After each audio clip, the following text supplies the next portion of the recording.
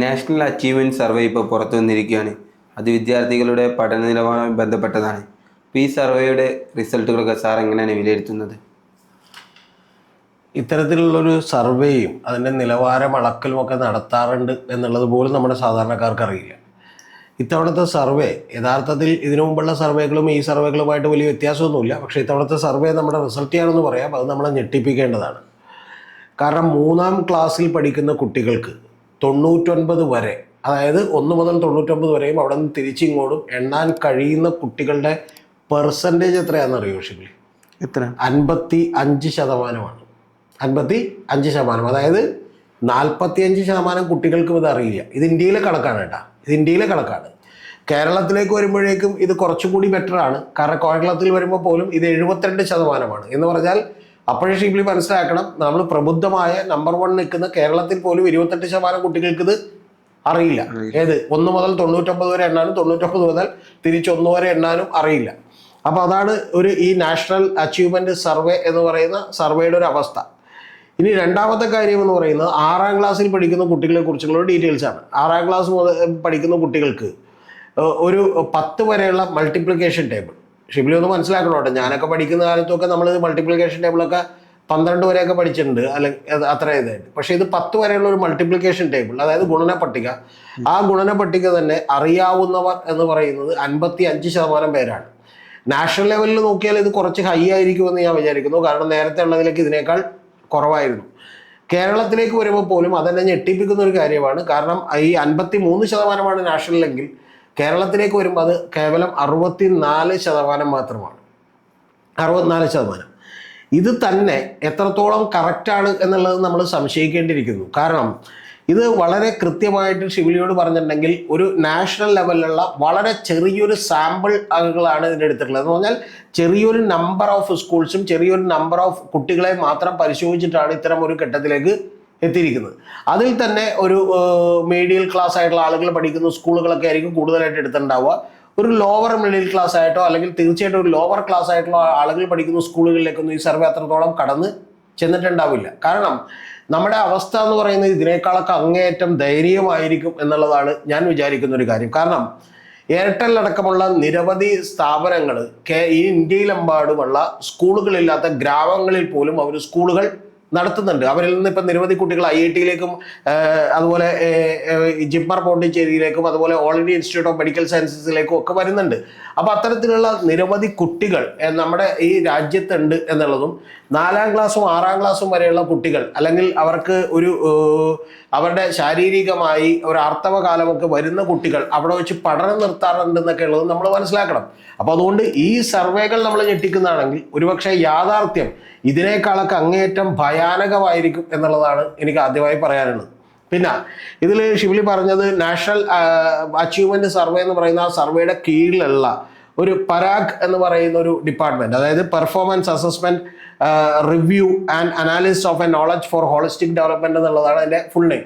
അപ്പോൾ അതിനെ നമ്മൾ ചുരുക്കത്തിൽ പരാഗ് എന്ന് വിളിക്കുന്നത് അവരുടെ ഒരു അസസ്മെൻ്റാണ്. ഇത് യഥാർത്ഥത്തിൽ നമ്മളെ ഒരു കണ്ണ് തെളിയിക്കേണ്ട, അല്ലെങ്കിൽ നമ്മൾ കണ്ണ് തുറന്ന് കാണേണ്ട ഒരു അച്ചീവ്മെൻ്റ് ആണെന്ന് ഞാൻ വിചാരിക്കുന്നു.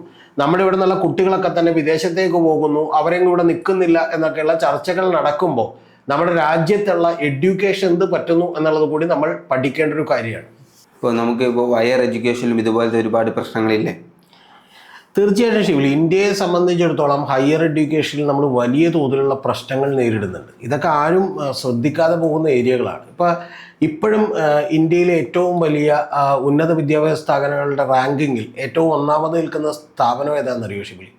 ഇന്ത്യൻ ഇൻസ്റ്റിറ്റ്യൂട്ട് ഓഫ് സയൻസ് ബാംഗ്ലൂരാണ്. മനസ്സിലായോ? അത് ആര് ഉപാപനം ചെയ്താണെന്നറിയോ? അത് ടാറ്റ നിർമ്മിച്ചിട്ടുള്ള, അല്ലെങ്കിൽ ടാറ്റ ഏറ്റവും ആദ്യമായി സ്ഥലം മേടിച്ചിട്ടുള്ള ഒരു സ്ഥാപനമാണത്. അദ്ദേഹം മരിക്കുന്നതിന് മുമ്പേ എന്ത് ചെയ്തു പോയി, അത് സ്ഥലം മേടിച്ചിട്ടു. അതിനുശേഷം എൻ്റെ ഓർമ്മയിൽ നിന്ന് എടുത്ത് പറഞ്ഞാൽ 1904-ലോ 1915-ലോ തുടങ്ങുന്നത്. അപ്പോൾ അന്ന് തുടങ്ങിയിട്ടുള്ള ഒരു സ്ഥാപനം, അത് 100 കൊല്ലത്തിന് ശേഷവും നമുക്ക് അത്തരത്തിലുള്ള സ്ഥാപനമാണ് ഇപ്പോഴും ലോകത്തെ ഏറ്റവും മുൻപന്തിയിൽ നിൽക്കുന്നത്. അത് തന്നെ നമുക്ക് മറ്റ് സ്റ്റേറ്റുകളിലേക്ക് ഇപ്പോൾ ഈ IIMs ഉണ്ട്, IIT-കൾ, ഇന്ത്യൻ ഇൻസ്റ്റിറ്റ്യൂട്ട് ഓഫ് ടെക്നോളജി പോലെയുള്ള ക്യാമ്പസുകളുണ്ട്. അതുപോലെ തന്നെ national eligibility come entrance test വഴി എടുക്കുന്ന all India institute of medical science അടക്കമുള്ള നിരവധി, ഞാൻ പറഞ്ഞ എയിംസിന് പ്രത്യേക എൻട്രൻസ് പരീക്ഷയാണ്, പക്ഷെ അതുപോലെയുള്ള നിരവധി മെഡിക്കൽ കോളേജുകളുണ്ട്. Jawaharlal institute of post graduate medical education and research ഉണ്ട്. നമ്മുടെ കേരളത്തിൽ തന്നെ Indian institute of space science and technology എന്ന് പറഞ്ഞ ISROയുടെ കീഴിലുള്ള ഇൻസ്റ്റിറ്റ്യൂട്ടുകളുണ്ട്.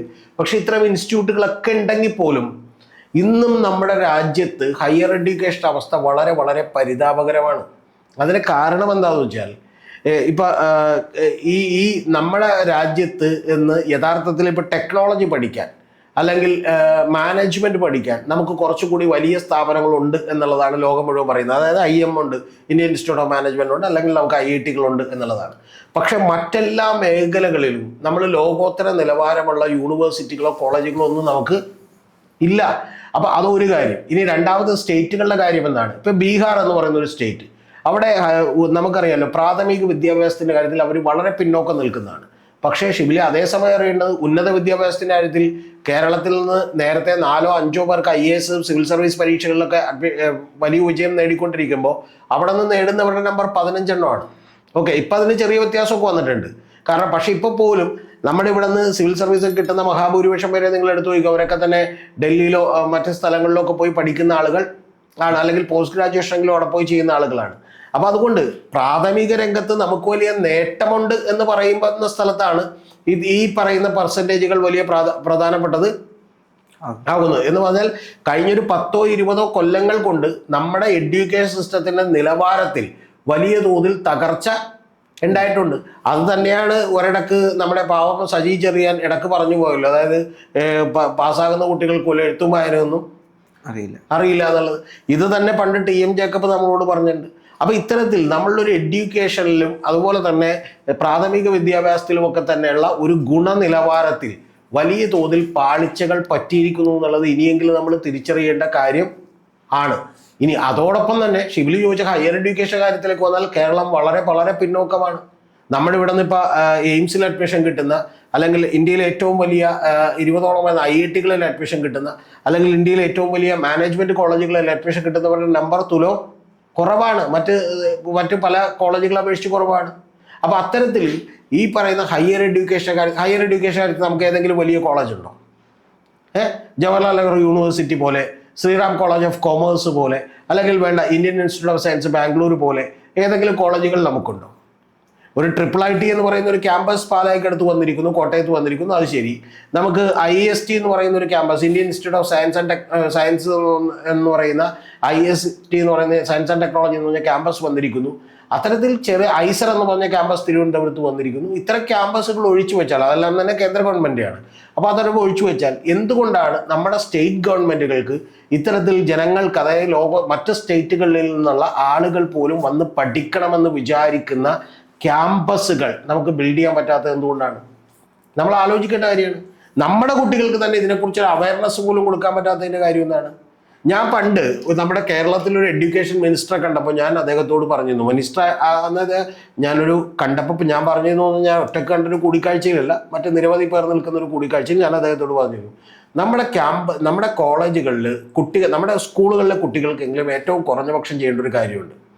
എന്താണ്? 10th കഴിയുമ്പോൾ അവർക്കൊരു കരിയർ ഗൈഡൻസ് സെമിനാറുകൾ കൊടുക്കണം.